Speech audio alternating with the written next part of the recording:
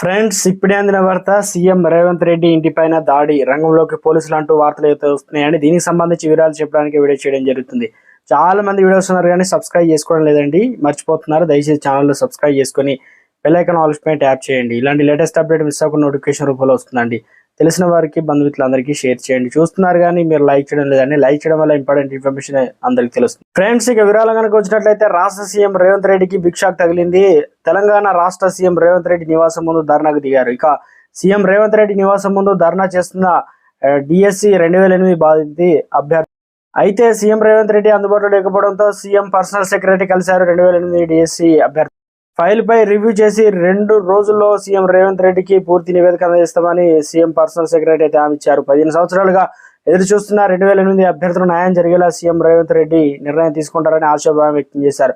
మొత్తానికి తెలంగాణలో ఇక ఏదైతే గతంలో ఉద్యోగాల కోసం ఎదురు చూసి ఇక దీనిపైన కీలక ఫైల్ పైన సంతకం కూడా చేశారు. ఇప్పుడు మొత్తానికైతే వీరు సీఎం రేవంత్ రెడ్డి ఇంటికి దాడి అనగా ధర్నా చేయడంతో ఒక్కసారిగా ఉలిక్కిపడింది పోలీసు యంత్రాంగం. మీకు నచ్చజెప్పే ప్రయత్నం అయితే చేస్తుంది. 2 రోజుల్లో కీలక ఫైలు దానిపైన నిర్ణయం తీసుకుంటారు, పూర్తి నివేదిక అందజేస్తామని సీఎం పర్సనల్ సెక్రటరీ కూడా హామీ అయితే ఇవ్వడంతో అంతా సద్దుమరిగినట్లయితే తెలుస్తుంది.